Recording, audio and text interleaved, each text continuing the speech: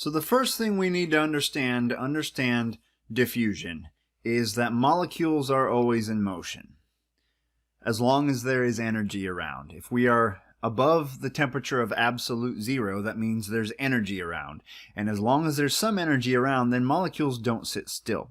It's kind of hard to imagine that everything's kind of vibrating or that molecules are in motion. But if you think of a glass of water, and if you add a drop of food coloring to that water, and then you go away for an hour, that drop of food coloring will spread out. Why? Because those water molecules are moving. Even though you can't see it with your naked eye necessarily, they are in motion. So imagine if these Hot Wheel cars all had little motors in them, they all had energy, and you poured them into a big pile. Would they stay in a pile? No. They would spread out, right? They would go from a high concentration, a big pile of cars. These brackets mean concentration, by the way. They would go from a high concentration and they would spread out, which would be a low concentration. That's how things work. They go from a high concentration to a low concentration. This is an increase in entropy. We've talked about that before if you're taking the class while I'm recording these lectures in the summer of 2020. But I keep putting little caveats in there because I may end up reusing a few of these videos, and maybe you haven't learned about that yet. But let's look at a diagram here. So here is some liquid, and we put some molecules in this liquid. Let's say those are like food coloring molecules, okay? Let me change the color of my pen here. That's before. This is a high concentration of molecules. But if they are in motion, so they're not sitting still, if they sat still, they would just stay there. But they are going to spread out. They're going to be all over the place soon, and they're still going to be moving. They're still randomly moving around, right? This is called diffusion. Diffusion is the passive movement, meaning you don't have to do anything to make it happen as long as there's energy around. The diffusion along or with, same thing, a concentration gradient.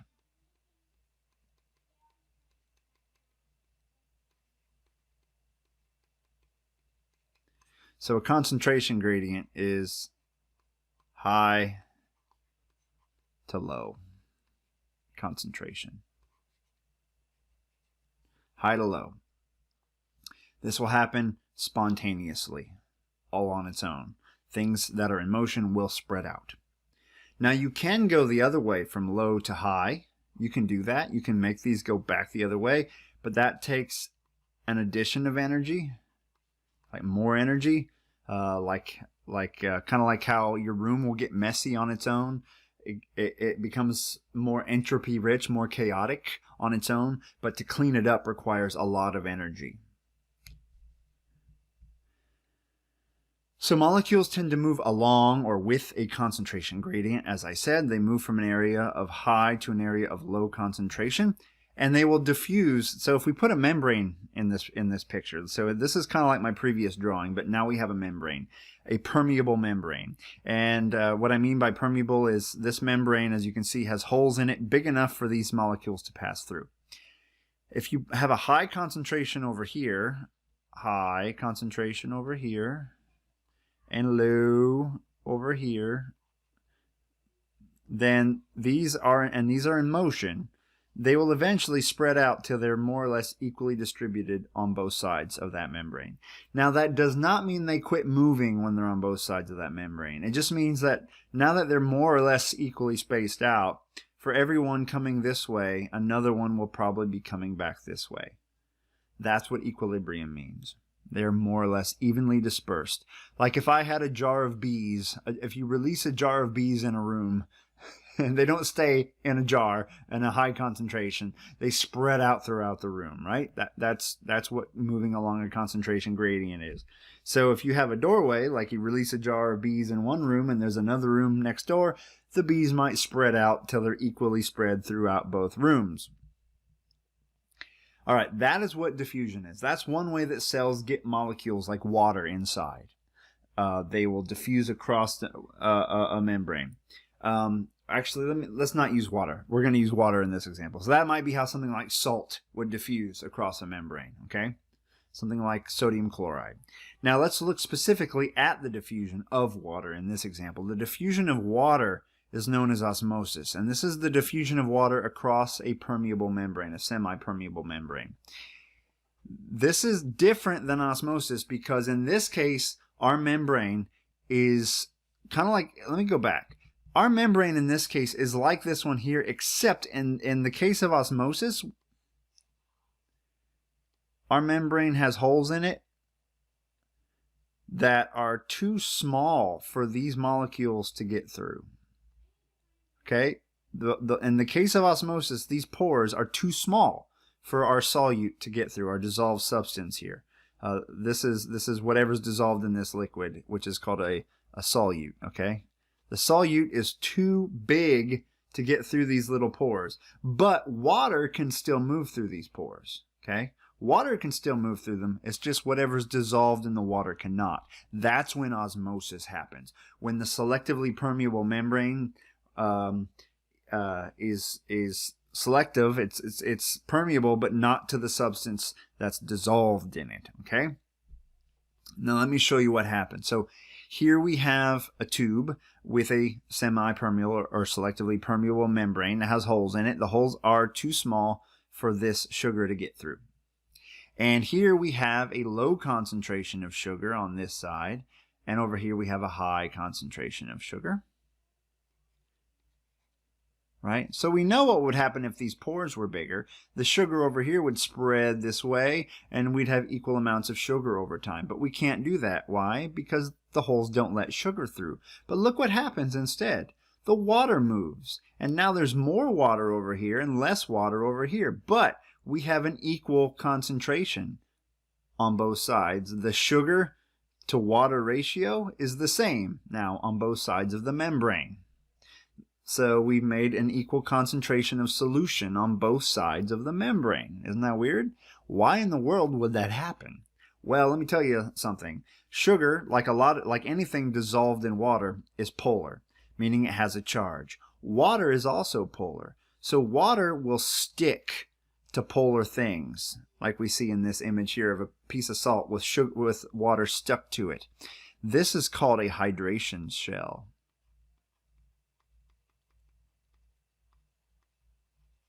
So what happens is, over here, the water is stuck to this sugar a lot. So a lot of this water is actually unable to move very much because it's stuck to sugar. There's more free water over here, meaning water that's not stuck to sugar, because there's not as much sugar over there. That water can cross the membrane. So look at this drawing down here. There's a lot of free water over here. So free water is all over the place in here. Over here, most of the water is bound. It's stuck to sugar. So water can cross this way a lot more than it can cross this way. Now, some of it does still come back this way, but it moves from left to right more frequently. And that causes the volume of water to change. And that is osmosis. All right, now there are a couple of conditions then that relate to this idea of osmosis.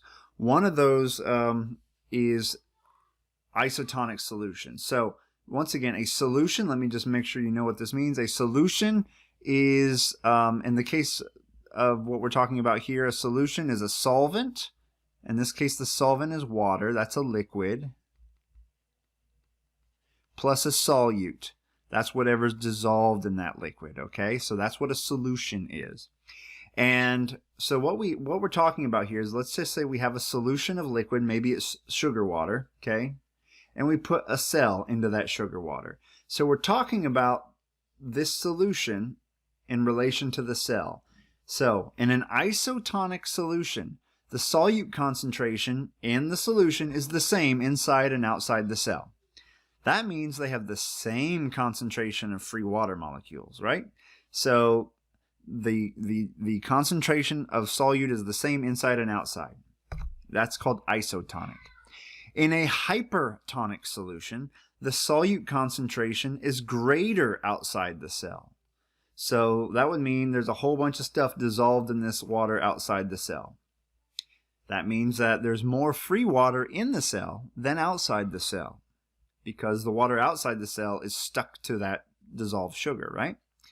And then the opposite condition, a hypotonic solution, is when a cell is placed in like pure water. The solute concentration is greater inside the cell than outside the cell.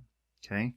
So hypertonic, that should help, hyper, I mean like a hyper kid has got way more energy than normal. A hypertonic solution has a lot of stuff dissolved in it compared to what's in the cell. A hypotonic solution has very little. Hypo, like hypothermia, means lower than. Hypotonic solutions have less stuff dissolved in them. So there's a video that can go along with this you should be able to find on the PowerPoint, or on mastering, but I'm not going to play it on this video. But here's an example of then what happens. Let's look at the top examples first. This is animal cells. An animal cell in a hypotonic environment. Hypo, that's what this is over here. I guess, oh yeah, the labels are up here. They got covered by this stupid figure number. A hypotonic solution is pure water, right? Pure water would rush into the cell faster than it's leaving the cell in a hypotonic condition, because there's a lot more dissolved stuff in the cell than outside. So water comes into the cell, it gets stuck to things in the cell swells up, and an animal cell will explode. Then it will lyse, it will break. Plant cells, on the other hand, like this. They are turgid, meaning stiff. They're full of water, a lot of water, and that water pushes against their cell wall. But they don't break because they have a cell wall. They won't lyse. This is what gives plants the ability to stand up, at least some plants, like celery. Celery, when its cells are turgid, meaning full of water, they're crunchy, they're stiff. But when they get wilted, when they don't have a lot of water, then they get floppy, right? And plants don't like that. Oops, let me go back here. Now, in an isotonic solution, that's what this says here, isotonic, that's when conditions are the same inside and outside the cell. Water comes in and out at the same rate. This is normal for an animal cell, like this red blood cell. Plant cells don't like this as much. They get flaccid. This is when you get floppy celery. Now, hypertonic solutions are when you put a cell into like salt water or sugar water. In that case, what happens? Water leaves the cell faster than it comes in, and they shrivel up. So, here is a cell that's shriveled. It's dead. It's a goner. Most of its liquid's gone. It's dehydrated. Plant cells have the same problem. Their cytoplasm will dissolve, or will not dissolve, will dry up.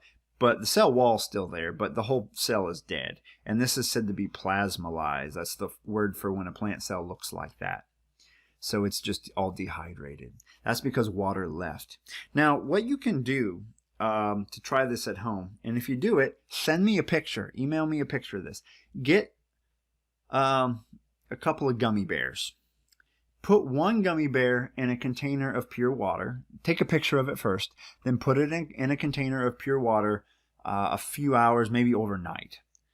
Take another gummy bear at the same time and put it in a cup of water that has a whole bunch of salt dissolved in it, or maybe Karo syrup, something that's really sugary or really salty, and drop that gummy bear in there overnight for the same amount of time. And then take a picture of it and see how they change overnight. All right, so we're going to continue this idea of the movement of solutes in the next lecture.